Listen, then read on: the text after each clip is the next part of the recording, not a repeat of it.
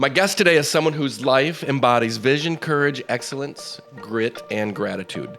Lise Kuecker is the founder and CEO of Studio Grow, a global consulting firm helping entrepreneurs build businesses and lives they love. She's built and sold multiple companies, leads a team of 75, has coached many thousands of clients around the globe, and has done it all while navigating military life and motherhood with committed faith, grace, and joy. She's vibrant and vivacious, the most talented person I've ever met.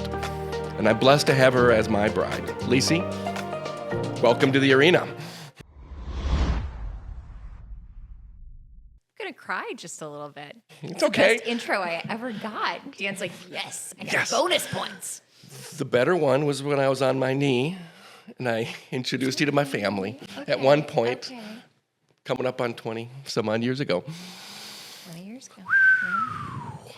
What I was just thinking here, this might be one of the many times we go off script, but I was just thinking about entering the arena, and our kids would maybe be more likely to watch this if we entered the Coliseum arena and go to Rome, and we did a little gladiator theme. Halloween's coming.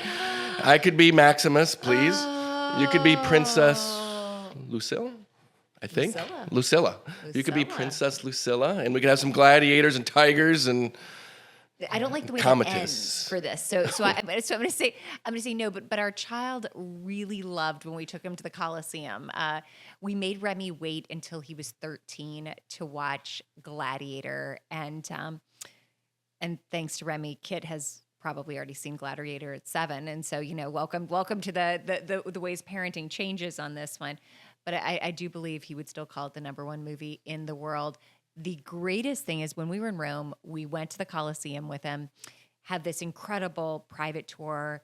He's a history nerd, so of course, actually all three of us are history nerds, so this was a wonderful thing. So we have this amazing experience, but then the next day, we have friends come to town, and we went down to, what was it?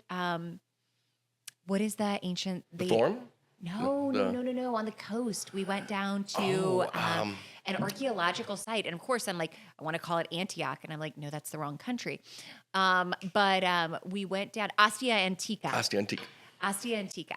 and so we went down there, and of all the things in the world, probably Remy's coolest moment, we go watch Gladiator 2 with him, and it opens up, and it's like the second scene is set in Ostia Antica. Remy was like, I'd been there. It was amazing. But it's funny how like your kids can relate to those things. The last thing I would have expected is wandering through some dusty archaeological site, which we had a blast on. It was amazing. I got pickpocketed just after. So, let's just say I got some pies and many lessons learned on that trip. Yeah, I learned a lot of things on that. But thinking of your...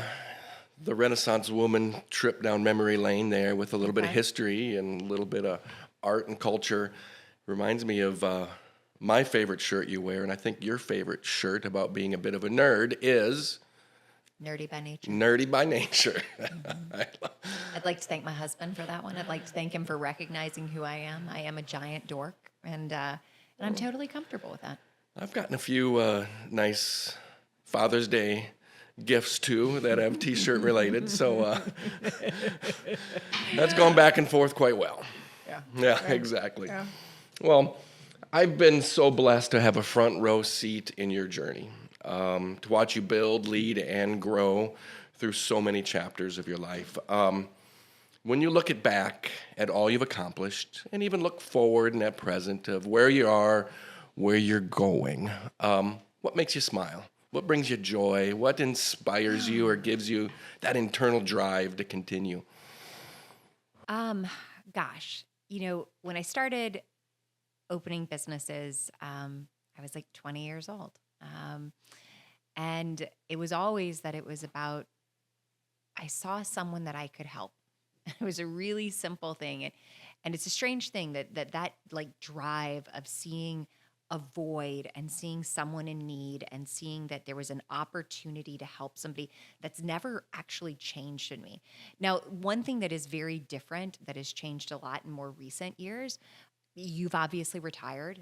That was a very unique thing that Dan had been a part of our companies. You'd been a part of our companies. You'd done so many different things, but the ability to really take part came in a different place, and that was very inspiring to me to not just do this alone, but to build a family business, and even more so in probably the last 4 years or so has been Remy. I have this beautiful 17-year-old giant. And since he was probably, I guess the first time he would have come on a really big extended work trip was when he was 11. We went to the Ukraine and wound up wandering all around Europe for about a month and really had this experience. But I see now not just what we do as a couple, but I see how our children can be interwoven into this. And I'm really inspired by not just building a legacy from a financial place for him, but building a legacy from a space that he can learn from, walk into, and grow into. And that is an interesting that, I think I'll always have this drive from seeing need in the marketplace, need of people. Like that is always going to drive me. But this secondary offering to say, whoa, I've got this greater lesson that I'm teaching on the next generation of entrepreneurs, the next generation of leaders, my babies, like who are doing great things. Like that is dramatically different to me in the last couple of years. We've built businesses, we've raised kids, moved across the country and around the country, even endured multiple military deployments. Yeah. So tell me what's harder. Starting or scaling a business, or managing a military move that is not of your choosing for location or time, and it's controlled by the Army? What's harder? Yeah, for me, it's a weird thing. Building businesses is really easy. Compared to that, especially. I hate to say this. I mean, like it is like in my blood. My parents both had really successful entrepreneurial ventures. My grandparents. I mean, I grew up in our family's businesses, and my first pictures and first memories of me driving my little green Army Jeep. Knew I was heading towards a military man, very much so. Around my grandfather's hardware store. When he'd left the restaurant business, he started that because he wanted a place that was near his farm that was a great hardware store. He loved it. And I would take orders at the front of the store in my Army Jeep and drive all around. And so that was easy.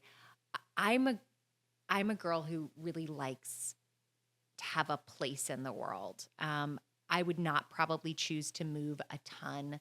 I grew up in South Louisiana, and if given the choice, I'd still be in South Louisiana in many ways because I like to be rooted in my family. I love to be rooted in a legacy of what I know and what I understand, what I just enjoy and delight in. And so I'm a small town girl. I love the fact that we live in a town where if I walk out of here today, I'm probably going to see 6 people on the street that I know. So the moving for me was really hard. And I would say that it's probably the number one reason why when we looked together and you said, hey, does the military life fit? That I said, it really doesn't. I saw it didn't fit not only for me, but I saw the reactions for my child, Remy, at the time. I saw how he responded and how difficult that was for him. And I was scared he was going to grow up and not have a grounding in the same way that I'd had. I felt like being grounded in my South Louisiana family and in a place where my family had been for generations, that richly added to my life. And even though Remy is not grounded in a place that we've been for generations, he's grounded in a place that he really knows he's in. And Kid has been born and raised here in Charlottesville. He doesn't know anything different. And I think that was really important for me. You were talking about being born and roots. I think about you and being an entrepreneur. I think when you came out of the womb, you were born to be an entrepreneur in a way, and that's inspiring to me, and it's helped me think a little bit differently about a lot of things. When's the first moment that you just realized you wanted to create something that didn't exist? My first entrepreneurial moment was in second grade when I stole my father's copy machine, or borrowed it, and decided to rather illegally print copies of my favorite coloring book and bring them to school the next day and sell them. I don't know that that was like the wisest like leap into entrepreneurship, but it was like I was so excited by something that was so unique. I'd gotten it on a trip and I wanted to share it. Didn't even occur to me that copyrights existed or anything else. Didn't occur to me that my father was paying for the copy paper either. So it was like one of these where I was just upstairs in his office going to town on that. I think I realized really quickly, probably straight out of college, that a normal career just wasn't going to work for me. And there were a lot of reasons for this. Part of it was that I thought way outside of the box. I knew my brain worked differently, and I probably saw that all the way through high school and college. Like there was clarity that that I was different than what a lot of people, a lot of my friends were seeking. But also on this, I think I didn't want to fit into a box. I had grown up with an enormous amount of freedom. We traveled all the time and all over, in large parts because my parents were entrepreneurs. There was an enormous amount of flexibility. If my mom wanted to pop off for the day and be on a school field trip, or she was leaving early to drive to a game, like she didn't miss any of those things. And financially, quite frankly, I saw the rewards of being an entrepreneur. I got to see that in both of my parents. They have been in various forms of entrepreneurship. My mother owned companies. My father founded companies. Both of them have been significant real estate investors. They were always avidly involved, and they delighted in that. So I think when you grow up in something where you grow up in a curious family, you realize really quickly that that curiosity drives an awful lot of things in these world. Absolutely. You're a leader in the boutique fitness industry right now. So you're thinking Pilates, yoga, bar. It's such a thriving industry these days. When you think back decades ago, and with the entrepreneur mindset, what did you see then that was missing, and where did you enter that industry to make such a difference early on? Yeah, so when I'd moved up to Boston, came home with my first company, and when I was in Boston at the Wang YMCA of Chinatown, I fell in love with yoga, and really thought it was just a hobby. But I started taking every kind of class I could go up with. I was doing Tai Chi. Eventually, my suite instructors had me coming above their Chinese restaurant because I was right outside of Chinatown. And we were doing Tai Chi with swords. I mean, I just fell in love with everything related to it. And I went home to Louisiana because I did get cold. And I wound up seeing Pilates for the first time. I walked by a class at Franco's Athletic Club in Mandeville, Louisiana, pressed my nose up against the window and just thought, oh my gosh, I've seen something I've never seen before. And I did not intend for it to be my career. My first company was in the tech space. It was something I was pretty passionate about. And suddenly, instead, I found myself falling in love with fitness. Now, I wasn't the most athletic kid. I want to be clear on that. Like I meet people who were like, I was this extraordinary athlete. I had danced, and I was a tennis player, and I played lots of sports, but no one would have been like, you were the shining like superstar on this one. But when I fell in love with yoga and Pilates, it became this very core piece. And when I married you, all of a sudden I moved across the country to Washington State, a major difference. Busy season in your life, going into being an Army prosecutor and chaos. And we had a great local fitness center that I wound up teaching an awful lot of classes in. And through that, someone from Intel Corporation said, hey, would you want to come and start a studio inside of one of our campuses? And I said, yes. And, that launched me on this venture. If you would have asked me at 20 until it said, hey, as you're graduating college, great, you're going to be a you're going to be in the boutique fitness space, I would have laughed at you. I thought I was going to be, a college professor. This was the farthest thing from my mind. But this is an industry that I've really delighted in. And I think it's proof that where we imagine we're going to go and where we land, where we're really going to expand, where we're meant to be, sometimes looks really different. It can be a radical difference on this one. And it's embracing where doors open. It's embracing the opportunities. And I think we can root in more places than we ever imagined. You speak about opportunities, thinking introspectively for you. You have such a powerful visionary mind, and you do see extraordinary opportunities in so many places. Problem. How do you manage that, deciding what to pursue and what to let go, or maybe for a different season? Yeah, as someone who's married to me, you probably know I wasn't real good at this at the beginning. I tried to pursue it all. It's a hard one, I think. When you see opportunities in every place and everywhere, I think in a sense of immaturity, which I was certainly in as a young entrepreneur, I was like, yes, yes, yes, yes, yes. Like I would see it anywhere. Nowadays, it's really different. I still see an awful lot of opportunities. I'm a lot more realistic, in large part because I've got to shift an entire team with me. We have a number of companies, Studio Grow being the largest, but we just launched our marketing agency, which is growing really rapidly. We have a spinoff from Studio Grow, Moonshot, that is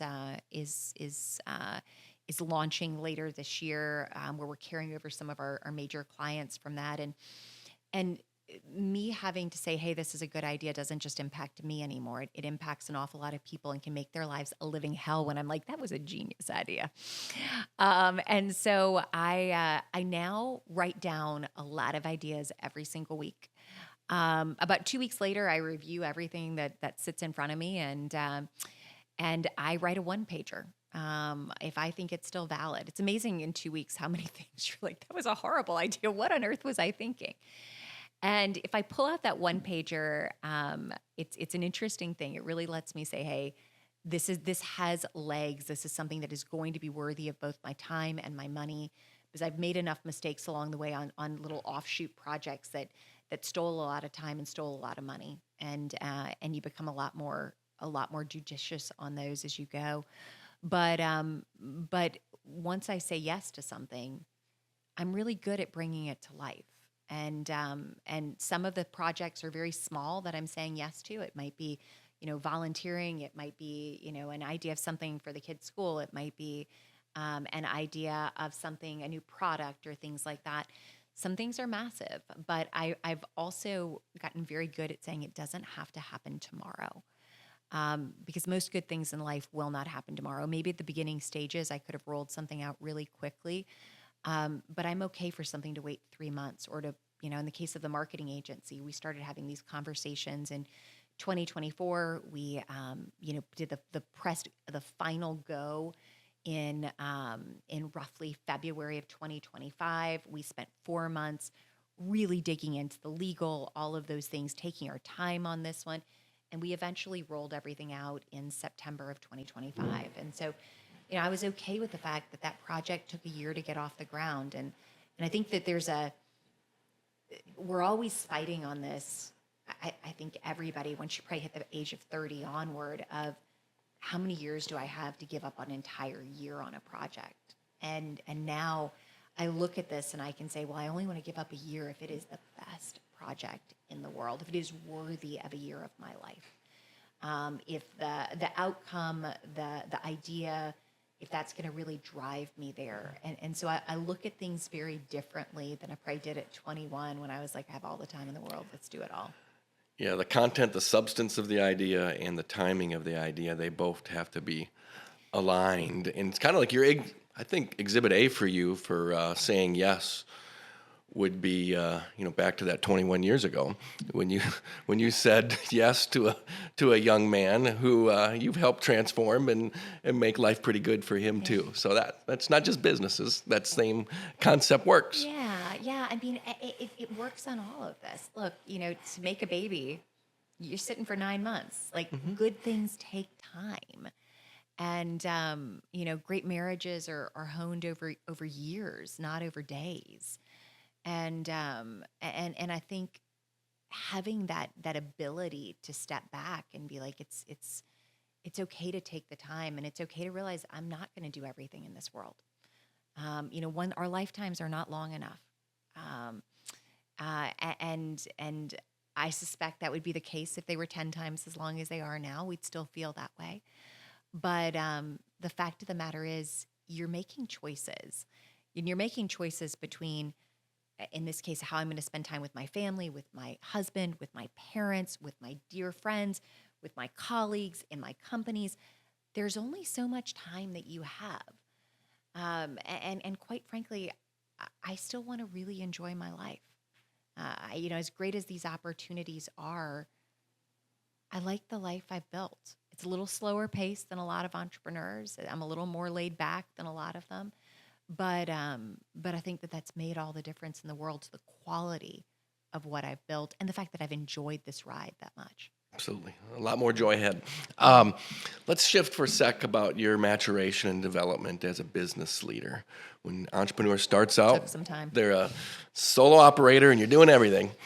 And you've transformed now to an established CEO with a robust team and with vision and other things that you're working.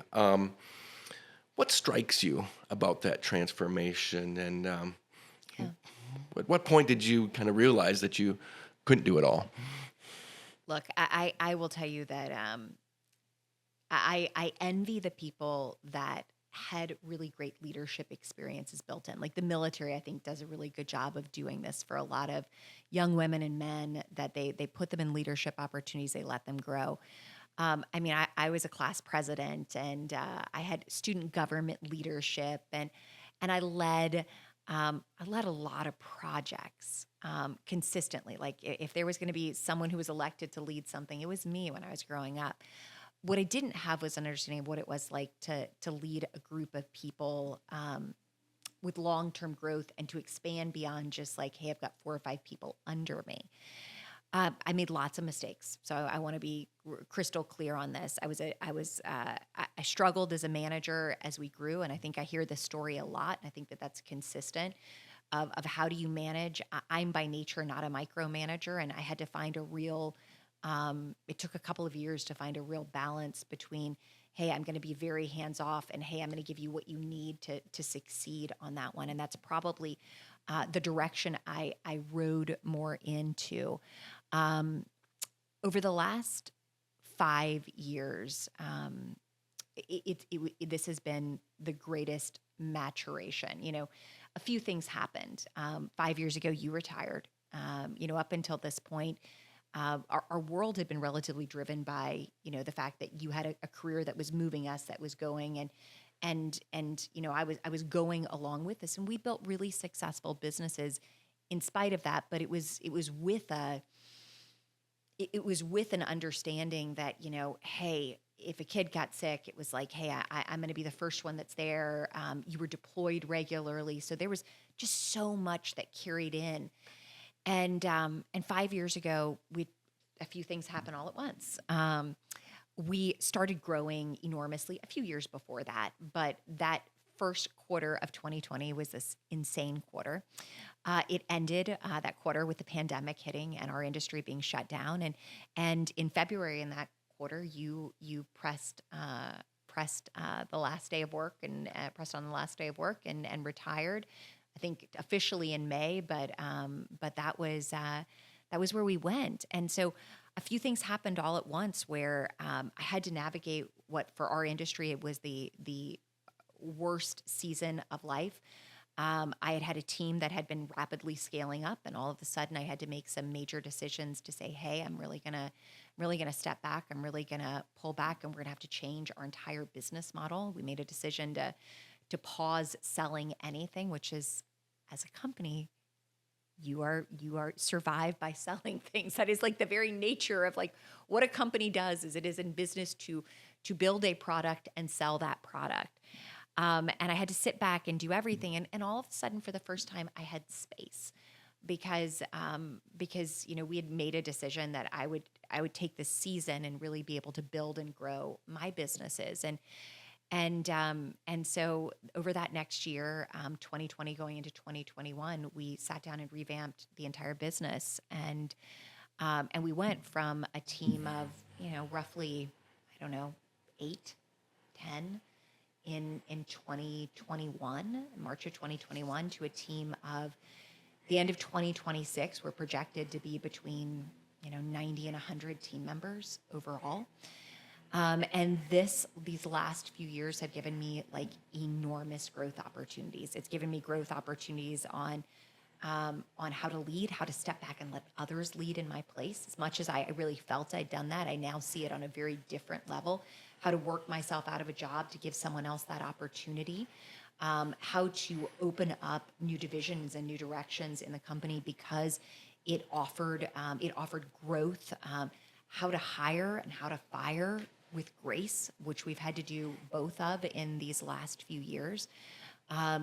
This has been a season where, in the case of essentially 4.5 years, we went from taking our company down to 0 to taking it up well into the 8 figures and moving beyond on that. And yeah, I mean, I have learned more lessons than I could have ever imagined, but it is amazing that when you're ready for that period of growth, leadership is where you're going to sink or swim. Because there's no way I could grow without the team, without exceptional people underneath me. And you build that by how you lead. Yeah, a lot happened 5 years ago. You're exactly right. And in how you lead. And I think one thing that I've seen as you've transformed your business leadership is you have a team that can function. Yeah, they're thriving. They need your guidance, they need your leading, but they function without you. And that's what I saw in the military too. When the best commanders would be forced to leave for 3 months or 6 months, they trained and they provided the guidance for those teams to thrive in the absence. Needed to come back, of course. You need that leadership, but that's what I've loved for you. I'd like to dive in to 5 years ago to the shake and the fear and the chaos of COVID for a bit, because a lot of us just want to close our eyes and forget about it. And it seems like 10 years ago, but boy, a lot of lessons learned there about ourselves and endurance and perseverance and about others. And you felt it all with family. You felt it certainly with the business yourself and hundreds of clients who were stuck in a terrible spot. I mean, other than live entertainment, I don't know that there's any other industry that was really hit as hard as your small business owners in the fitness industry.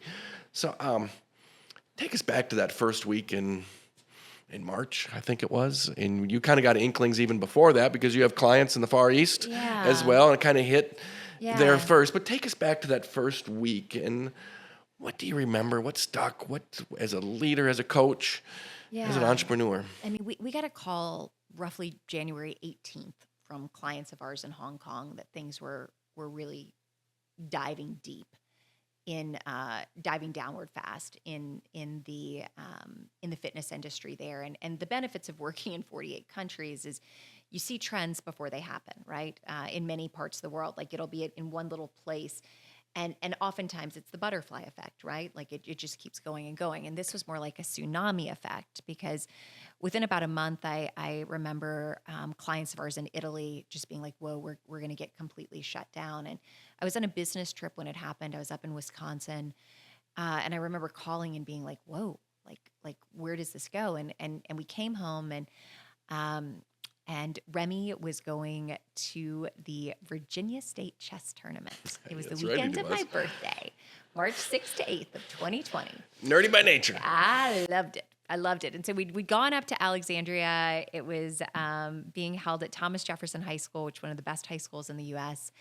And I remember before we went, it was like a Thursday night. I went on and we did an Instagram Live, and I said, hey, here's what we see and here's what we're projecting. And they were sobering statistics, but we'd had our team really gathering things from all of our clients abroad. And we could see that it was likely that this was going to be something much bigger than people in America were talking about. We could see that If what we were seeing that was happening in Asia and in Europe came to America, we were going to see a 40% closure rate, which unfortunately is almost exactly down to the closure rate of what it was.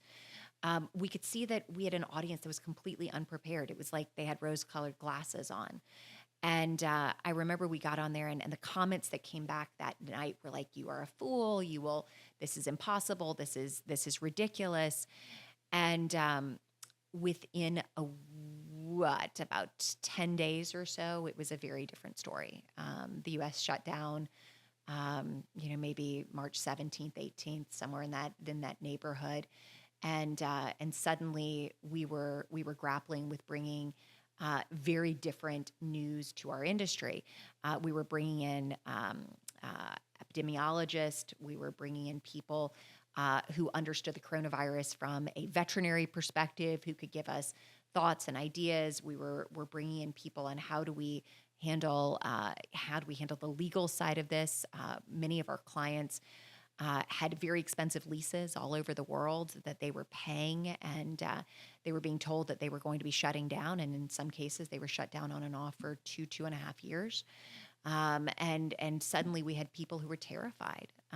It remains like one of the most jarring things. And I felt like that week that I had a crystal ball that I wanted to throw away.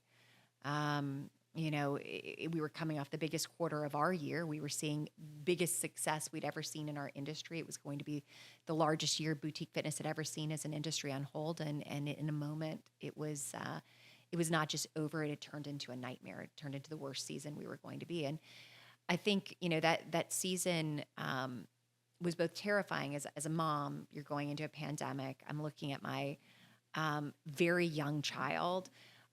We were debating about having more children, and we're starting to have that conversation. And like we're putting that on hold right now because it was just chaotic. So you're looking for the fear of your family at the same time.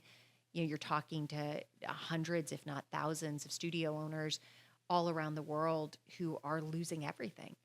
And it's a season that I pray we never go through again, but it's a season that, you had to dig in your heels and do whatever you could. I went from working a very nice, steady amount per week to I spent the next 2 years working 90-hour weeks most weeks, and trying to dig people out of a really bad situation. We spent a lot of that time. We developed things that I didn't think we'd develop. We started lobbying. I spent a lot of time popping onto news stations around the country and understood the PR blitz of we didn't have that many people who were talking specifically about boutique fitness, which is very different than big box fitness. We didn't have a 100,000 square foot facility with machines that were next to each other. We could separate people probably better than they could in the grocery store. And so we had to make a case for why boutique fitness was different, why they should classify us different. I got really good to talking to political aides who had to tell me no over and over and over again. But we had some really powerful things. We got clients on the floor of the Senate. We got clients in governors' offices. We were able to do some very powerful things. At the same time, I'm proud we kept our team, our entire team, which we just hired several people right before we started. We hired them in February of 2020 because we'd been in this high growth phase. We kept our team together. I did not want them to bear the burden of this, but I knew our family was going to bear the burden because, the person who I wasn't going to pay was myself. That was a real reality check. And having you just retired and us going through something where we'd had these thriving businesses that really made sense, that your retirement made sense and everything else. It was a lot of weight of young mom, crazy business stuff, the weight of my clients, and the weight of our family on top of it. That weight, I think a lot of people don't fully grasp, and I certainly didn't if I go back 20 years ago, the relationship between a person and their small business. When an entrepreneur create something from scratch and they work hard and it's there, and then through no fault of their own, in a complicated situation like COVID, it's just gone. And when you have hundreds of clients that are like that, there's also the emotional toll on you and your team, because good listeners, good coaches, good lawyers, good leaders are strong listeners. And when you're a strong listener, there's a transformation sometimes of stress of others onto yourself. Yep. How did you handle that? Emotionally, there's survival. There was, obviously, you want to survive to thrive, and there's things like that. But there's still the reality of that stress that you have to take on. I would love to say that it was great. I can tell you, I felt like I needed a vacation from the world by the time it was done. Look, I don't know that I did the greatest of jobs. There was only so much I could do with my team, and at some point, I was so exhausted trying to keep us afloat and keep my team employed, and that I didn't even begin to see how exhausted they were with our clients. Like it was. And I'll admit that that was the lesson to me is that at some point you are going to hit a breaking point. These were obviously unusual circumstances, but these are circumstances that there are small business owners all over the world in difficult places that have faced for, in some case, years of not knowing what tomorrow looks like.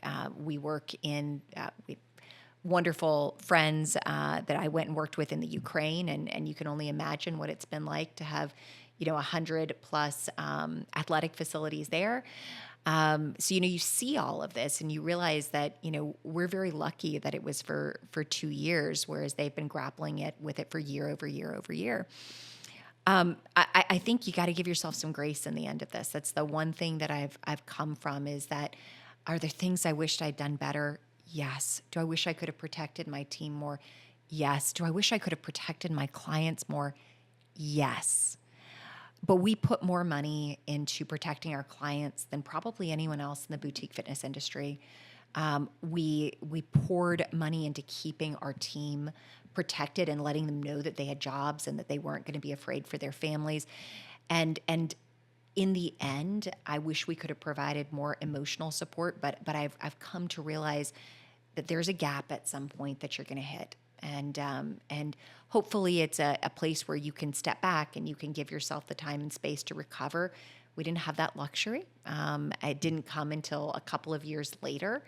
But really, it's a season that I hope and pray for most people they never have to experience. The concept of burnout is real, whether in a COVID context or just in everyday life in operations. Some entrepreneurs, pre-COVID and others, I mean, you take it home. It's 12, 15, 18 hours. I even think about a 12-month military deployment to Absolutely. Iraq. Some people get in there and it's 3 months, 6 months. They're going at 18-hour days, 20-hour days. Your body at some point shuts down, or if it's keep going, you can't lead the way you normally could without taking care of yourself. So I guess through COVID and your life, you spoke a bit about, it's burnout and these things. It's not a weakness; it's a warning light. And when you start feeling those things, so what have you learned about rest and release and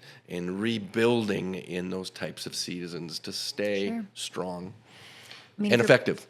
If you're playing the long game, and you want to be as effective today as as you are today in 30 years,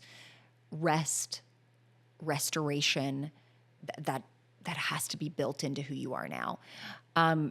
My mom and I both have an autoimmune disease. We have Graves' disease, which is a thyroid disease, and ironically, it's a disease that amps you up. It's like I don't know, taking a shot of adrenaline, but then like letting it roll out through your body for months on end when it's active.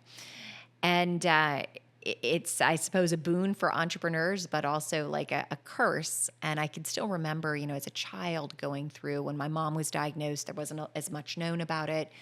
It took about 2 years for a diagnosis. And during that time, we had some really scary moments where, the doctors were like, hey, we're prepping you to say goodbye. We're prepping you that this is going. And it was a rude awakening for me that I thought my mom had a reasonable amount of balance, but when she really had to step back and say, okay, I need to live, I need to make it through this to get going. that gave me an idea that you didn't have to kill yourself as an entrepreneur and that you needed to be highly protective of yourself as an entrepreneur. You're going to carry a lot of risk. You're going to carry a lot of fears that are going to come with those risks. Because when you take big risks, I'm sorry, I've got healthy risk tolerance, but fear still emerges and lives in there. You're going to have some shame when things don't work out, and probably on a much bigger scale than what you would like. You're going to hold other people's futures in your hands, both from your clients and from your team. And sometimes, depending on what your services are, maybe it's, if you're selling a sweatshirt, maybe it's a lot less than if you're selling like what we're doing, which is major consulting services for people's businesses.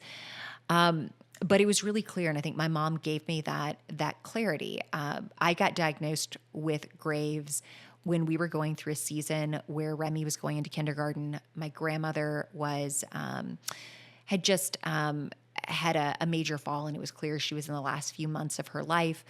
And I walked in thinking I had a sinus infection, and they were like, "No, we're calling an ambulance. Your resting heart rate's like 148 beats per minute," which is a really scary moment on where this is. You were up in DC. I was with your aunt and uncle at an art class in Durham, totally enjoying my week-long art class, and instead landed in the hospital. And it's a story I've unfortunately heard so many times. And I made some really distinctive decisions that I remember over the years people have said, "Hey, no, we had signed a letter of intent on buying another business. We bought a failing business maybe about a year before, had seen great success. It was valued at about, oh my gosh, I don't know, 3,000 times what we'd paid for it. I mean, it was a significant win for us. And that's a season that really shifted everything. I came back and I had to make some decisions. We walked away from a really good LOI where we negotiated everything. It was arguably a great deal, but it was the wrong season. I gave myself the space to be with my grandmother and my mom. I gave myself space to support my grandfather. I gave myself the space to be home with Remy in a season where you were still deploying and all of these things. And so I think there's a recognition that there are going to be times and seasons where you're going to push at 1,000,000 miles a minute, and you can because the season allows for it. And there's going to be times and seasons where the circumstances just don't. And if you go on ahead and make the push forward on those circumstances, you're going to find yourself in burnout faster than any other places. It can make you feel sick as an entrepreneur to say no to something that you've worked hard on, that you know is the right next move, to say, I'm going to wait on this one. But that is like your superpower. That is your superpower to really move ahead on. And it's a skill I've gotten better and better and better at. I'm a big believer that you're going to you should plot your workouts. You should plot your time with your family. I don't keep a computer in our home anymore. My computer lives at our office. I keep an iPad, which limits me quite a bit on what I can do to it. You got to be thoughtful on how you're carving out and where you're leaving space for. Your boundaries with yourself are going to be the hardest boundaries to ever hold in your life, whether it's, do I put email on my phone? I do not. I don't put Asana. I don't put Slack. I don't put any of those things on my phone. I've been very, very specific on that. And so I think understanding where your boundaries need to lie. It may be that your phone goes in a box. For us, it goes in a wooden pig. God bless. I love pigs. But it goes in a wooden pig, when I go home. And there's a benefit to that when I'm home, I'm really there. Well, as your husband, I get to walk this life with you and this adventure, hold hands, dance together. Yeah. But I also have the great privilege of observing and watching you lead, grow, and build. And just thinking back to COVID for a moment, I just, when I think of those early years, those early months of COVID back in 2020, what stands out for me isn't the chaos. It's how you responded to that moment and handled it for yourself and for others. I mean, I watched you take on other people's fear. I watched you be exhausted and somehow turn other people's despair into hope and some direction to get through that terrible time. And that's who you are, the person who shows up for others, even when no one's watching, who works not for ego, but for caring for others and being exceptional when you do that. You've built world-class companies while being fully present as a mom, a mentor for others, and a steady presence for everybody around you. And that's leadership, that's living. So testament to you. As we transition now to kind of some more reflection, your growth and the reflection that followed from COVID and where you are right now, how do you define success in the business world? Wow. It's hard to separate that from the personal world. And you don't have to. No, I don't know that I would. Look, I believe the only way I would view success in the business world is if it supported the life I wanted to lead in my personal life. You know, I wanted to be a present mom. I wanted to be a super present wife. I wanted to be able to be with my parents and my family in Louisiana as often as possible. And I believe my businesses really supported that. And I have to say, those are such priorities for me that if they didn't, there would be cause for me to say, hey, wait a second, is this right? And that's why during COVID, I had some real questions on, was this right on this one? Because it was a wild ride for 2 years. Look, I think business success for me is knowing I am making a mark in this world. I have built all of my companies to ultimately sell. So it's knowing I'm also building something that is going to have a legacy beyond me. I knew from day one that this is where we were going with each of these companies. We've sold a number of companies and done very well with them. They provided nest eggs for our family. And so obviously from a success, I want to know that this can exit successfully for me and successfully for my team. I think business success goes in a long way towards how we keep our team. And how we're able to support a thriving team of people, because I see far too many businesses that let down their teams rather than supporting them. And we are far from perfect on this one, but I know our leadership does things very differently than most people do. And I'm very proud of where this is, that we're able to provide a lifestyle and a support system for team members to really thrive and have the same freedoms. Like we put things into place to make sure that our team members really have that space, and that matters to me, that they are cared for on this. The success of our clients, I don't know how you separate out business success without saying that this was successful. This did what your clients needed you to do. Like, I'm sure Jeff Bezos looks back and says, Amazon, I'll leave out all the rest of its parts of his businesses, but Amazon as a basic delivery service served his clients well. It has served, especially people like me who need to order things with last minute for Halloween costumes right now. It served us miraculously well. So for me, knowing the success rates of our clients, incredibly important. But I do think that if you're going to really look back and say this is a success, it has to have yielded that this has been a success for you personally, in the life you were able to lead, in the way you were able to give back. I've looked at all of our businesses as a ministry of sorts. It has enabled me to give back in the form of scholarships. It has enabled us to give back in the form of donations and support systems. It has enabled us to do philanthropic work with everything from animal shelters to supporting foster families, which is a major deal for you and I, because we were foster parents of 4 precious children. It's enabled us to give back in this world. And, that is a lesson and a gift I thank my mother for every single day, because she showed me that corporate philanthropy was a piece in every business that you should build in. And so that gets me as excited as everything else, is when I look ahead and say, we get to build something greater. We learn to walk and run by falling and getting up. Looking back, what missteps or failures in your career have taught you the most? Yeah. So look, I think many things in this world come down to relationships. And so some of my greatest both missteps and lessons learned have come through like deep relationships and partnerships. I've had some great partnerships and I've had some below average partnerships. I have learned a lot about the importance of what legal really looks like, on where this goes and where that sits. The importance of trusting someone. But I got to be honest with you, I naturally trust myself really well. But you have to earn my trust. I don't hire someone to be like, whoa, you automatically have my trust. And I've had to offer that trust a lot more freely as we've grown. There hasn't been a choice on that one. And so I know over the years a lot of missteps on this.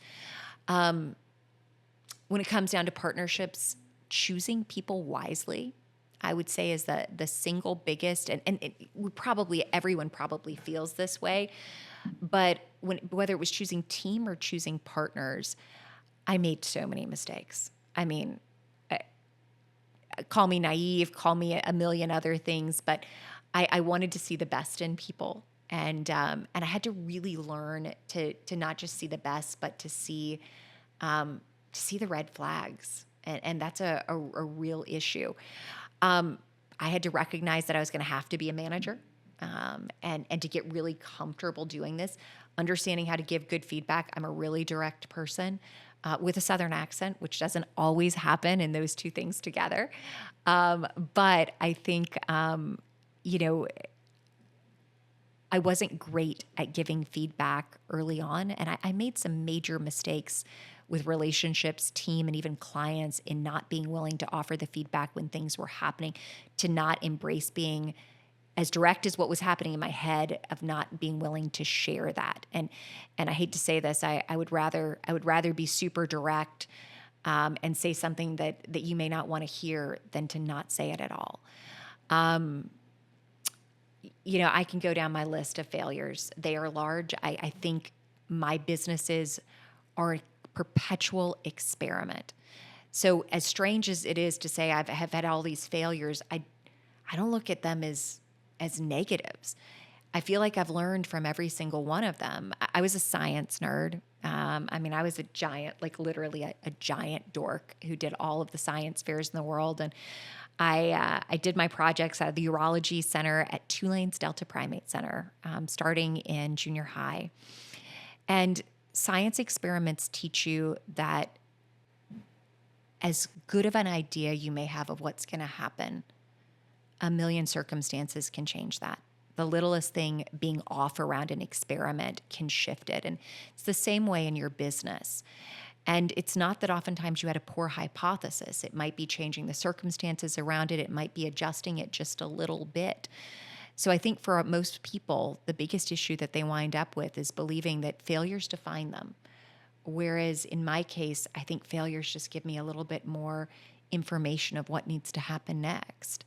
And I embrace them and I look at them and I head right on onward from there. Great concept that just has many applications. I think of the military and youth sports in a military context. Some of the worst failures have really developed capacity and structure and doctrine that was accelerated significantly. I think back to the 70s, Desert One, the Iran fiasco, Joint Special Operations kind of sprouted from that.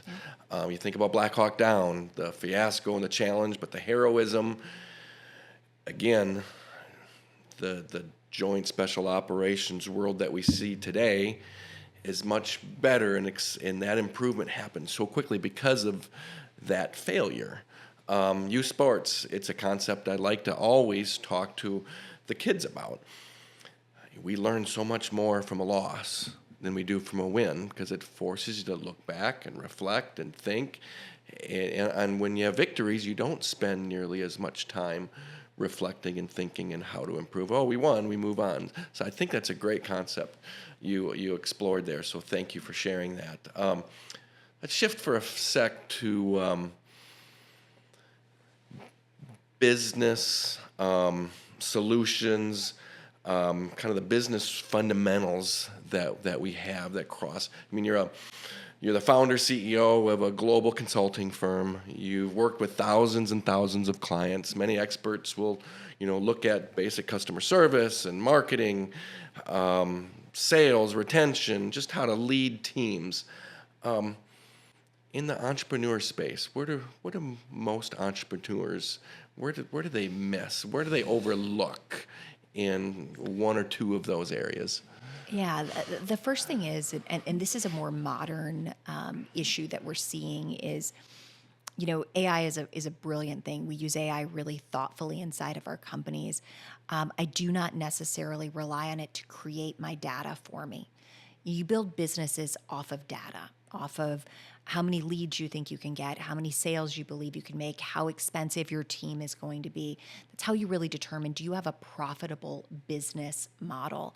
We're seeing more and more people come to us and say, well, I've got this profitable model. And I'll look at it and I'll go, where did you get this data? This data is completely wrong. And it's like, well, ChatGPT generated it. And I'm like, there's some real danger in an over-reliance on that. The second thing is I think for many business owners, we go in with a mindset of I am the operator of my business. You own a job rather than owning a company. That's a really dangerous place to go into on this. If you want to own a job, you are better off going and having someone else hire you for a job. That is going to always be much less stress, much easier than you having to start this all and drive this forward on your own. If you want to own a company, you have worked yourself out of a job. You have a team that is doing 95, 99% of your work. You are stepping beyond this. And so the mindset of being willing that I'm going to trust in other people, that I'm going to learn how to select, not just hire, but select the right people. That's a very distinct difference that a lot of people make mistakes on when it comes to hiring. I'm going to train them. I'm going to onboard them. They are going to become my job, and me pouring into them and eventually them pouring into others. That waterfall effect matters. And finally, look, the single basic thing that I see a lot of people is they have brilliant ideas, but no one wants to buy them. And that's either sales or marketing. At some point, sales became a really nasty thing. It was, I blame Matilda, one of my all-time favorite children's books. Her father is a perfect example of why salespeople are hated. But when you see that, sales matters. And if you cannot sell, and as an entrepreneur, you are probably going to be your very first salesperson in almost everything, whether you're selling this idea to investors, you are selling this idea to the public as a brand, you are selling this to literally a consumer as a product or whatever service that you're offering, you're going to have to get real comfortable and real confident in sales and how you're going to market and share your brand in the world. And those are two things we oftentimes leave off that lead to really poor results. I'm thinking about remote work now, versus office work. Most businesses were introduced to that when COVID hit, and they were forced to do remote work. Studio Grow, your business, was doing it pre-COVID. Yeah. And during COVID, you improved and you were farther along than many businesses because you already had the basic concept down. Looking back now and looking where you are now, if you were going to give some advice to other businesses who are wrestling with effective remote work, what would be some suggestions you'd have for them?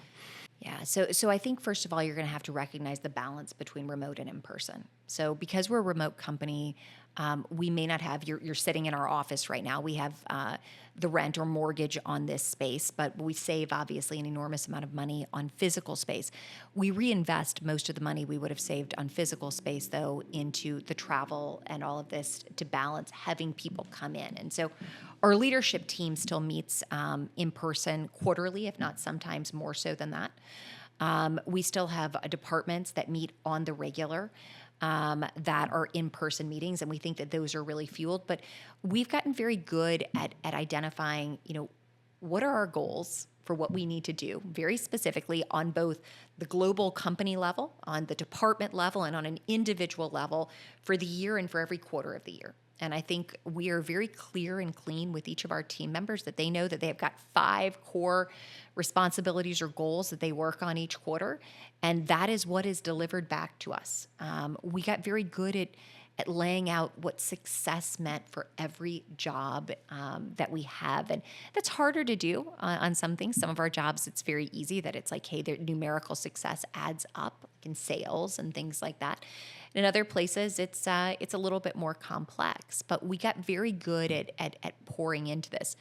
We're also, I think, really thoughtful in how we hire because, one, we recognize that there will be some travel. You'll be coming to us. So you might be sitting like we have Alyssa sitting in Iowa, in Spirit Lake, which is not far from where Dan is from.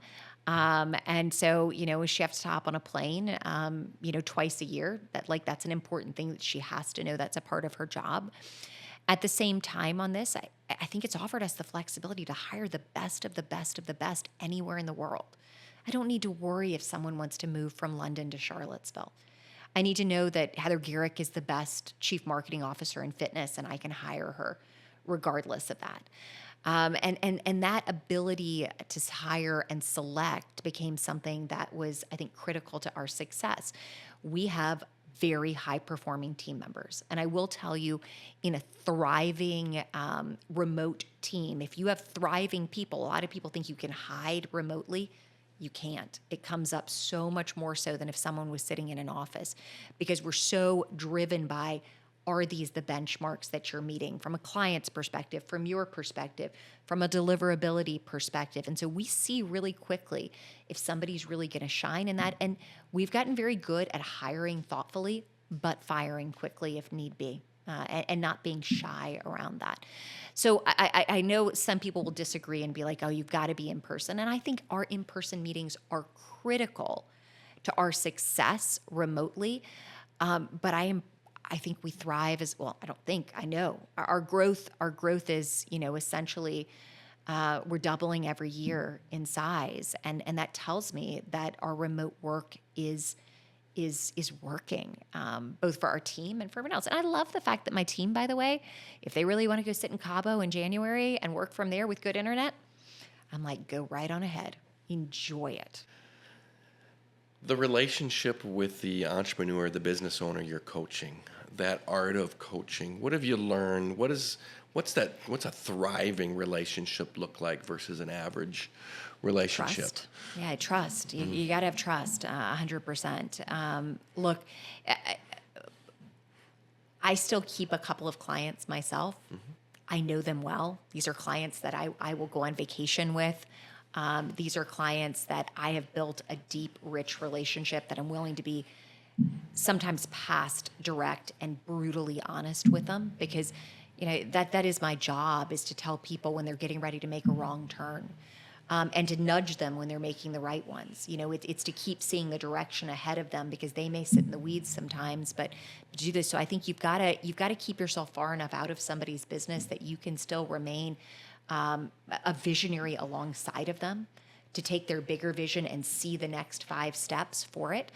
But you've also got to have that comfort in that relationship. It's why, hey, the wrong client, not every client is meant for consulting. If you're not coachable, if you're not, many of the things that we would say just that makes great humans, great, what makes Kid a great little athlete is that he's one of the most coachable creatures on the world. It's the same thing with our clients. They got to be open to change. They got to be open to hearing those things. And if they're not, it's going to be really hard for anyone to coach them. Mm-hmm. What's a coaching success story that still gives you chills when you think about it? From when we had our studios, we had a really wonderful man who'd had like 6 heart attacks, and he came to us for private training, for private coaching. And this man went all in. He was from South Louisiana.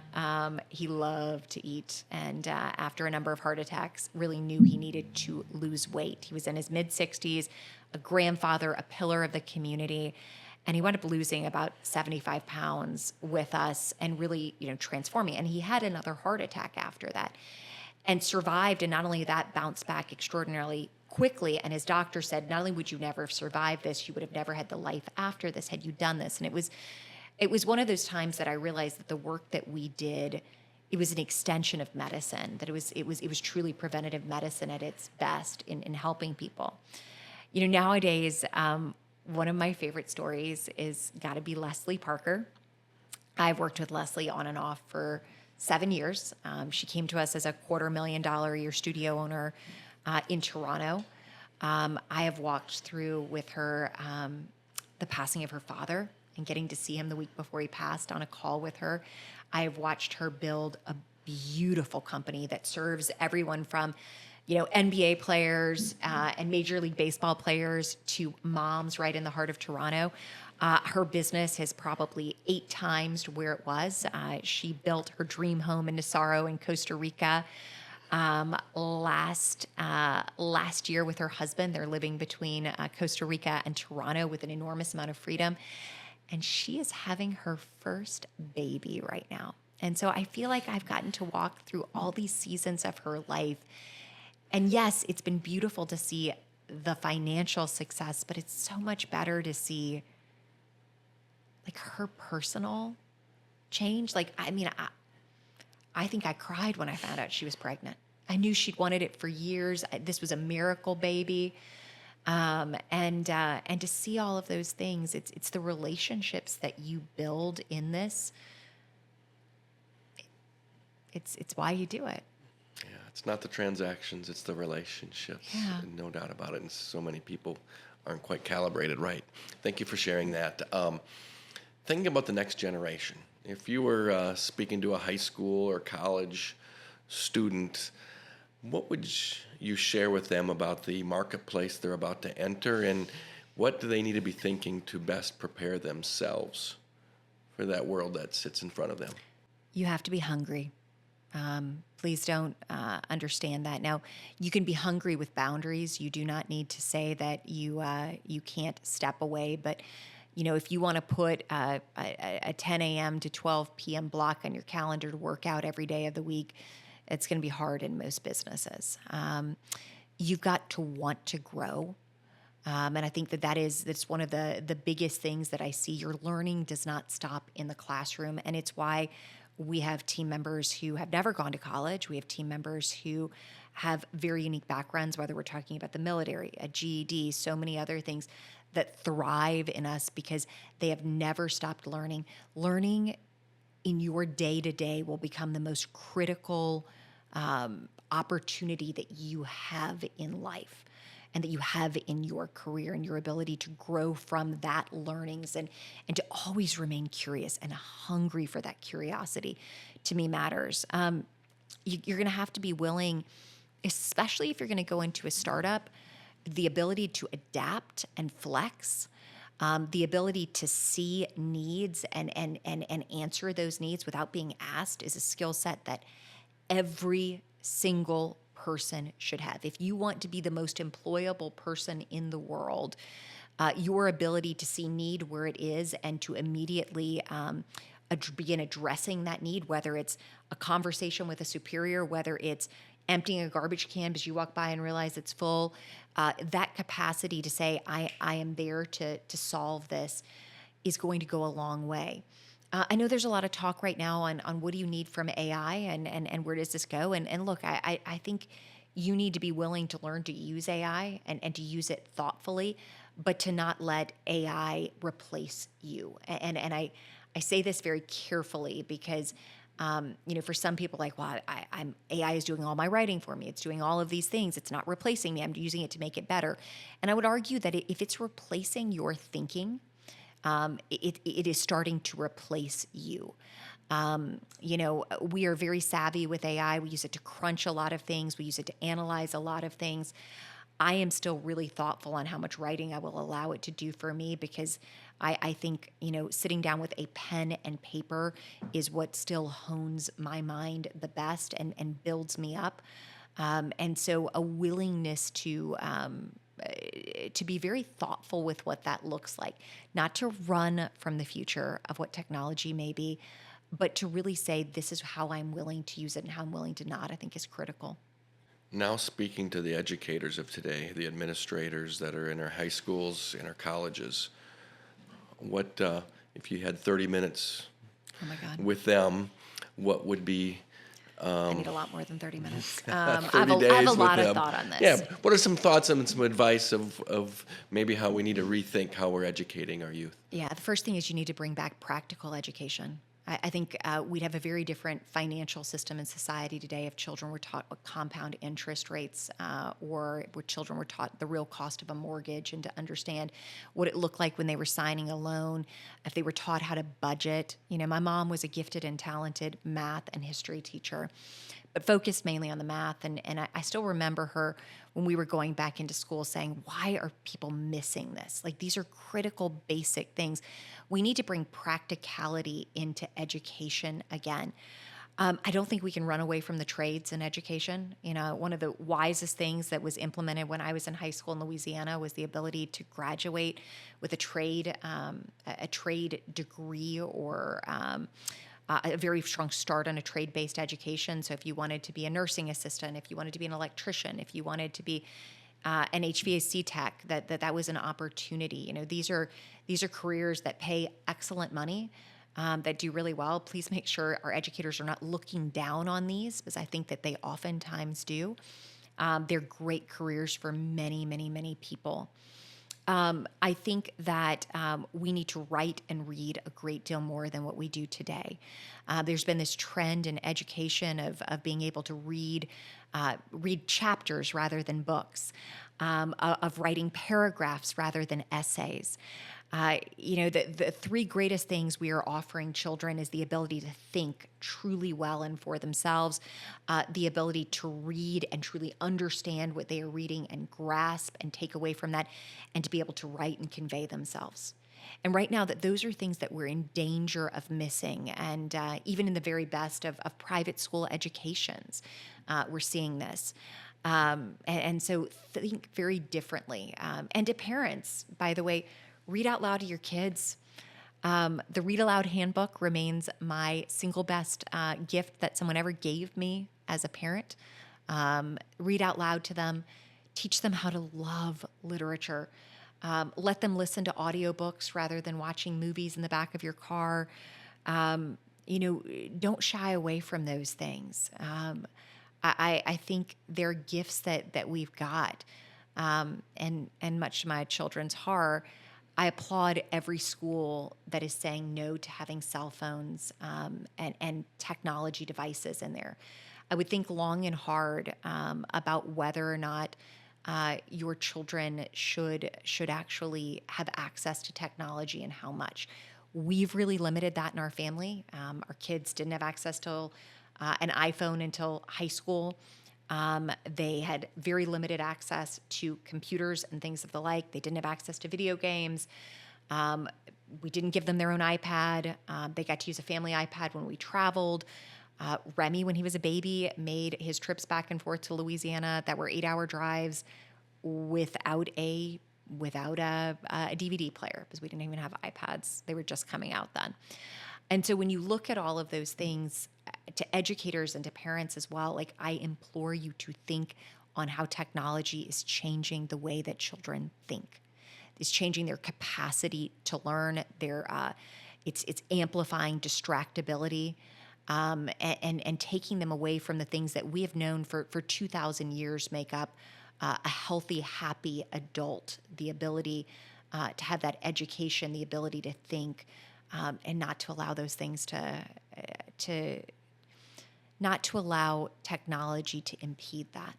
If I was wired to technology right now with you speaking that, I would be just shaking with pretty joy sure because you're speaking my language. I love it.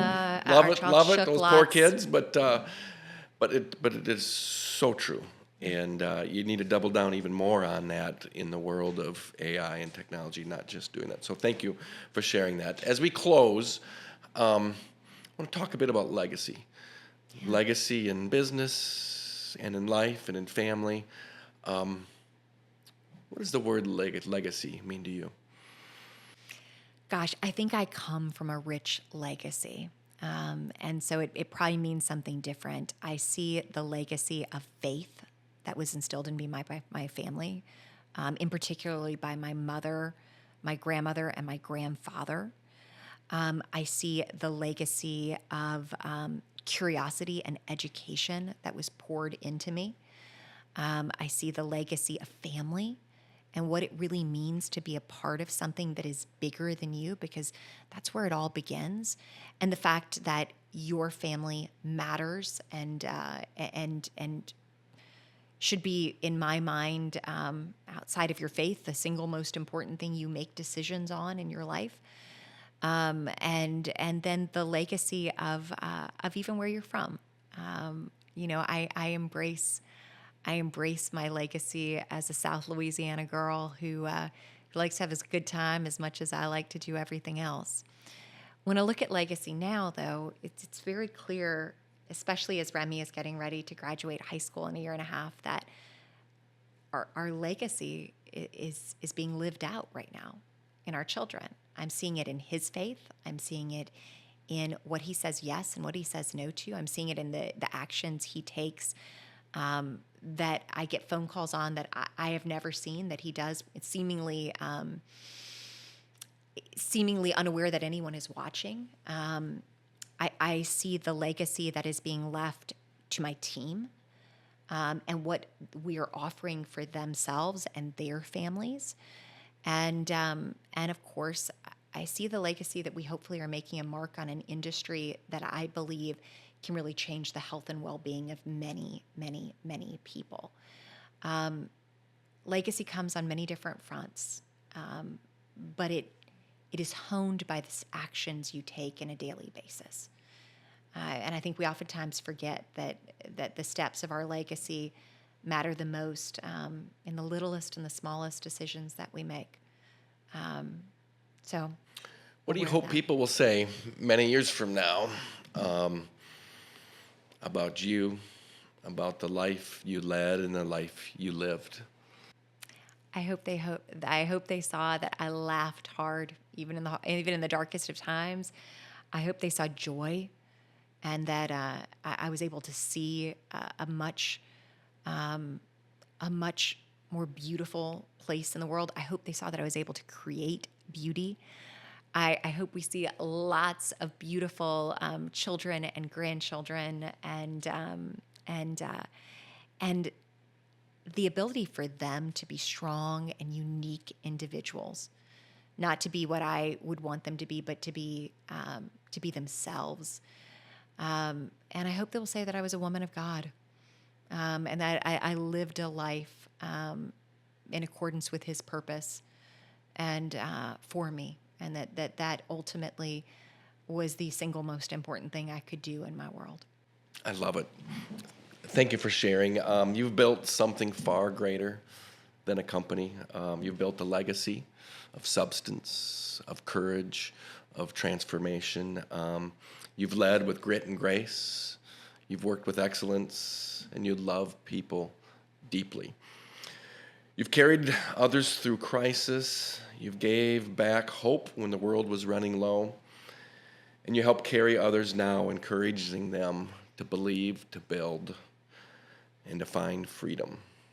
And you do it all while being fully present as a wife, a mom, and a servant leader to so many. I couldn't be prouder of who you are and what you do, and I'm grateful every day that I get to share life and purpose with you.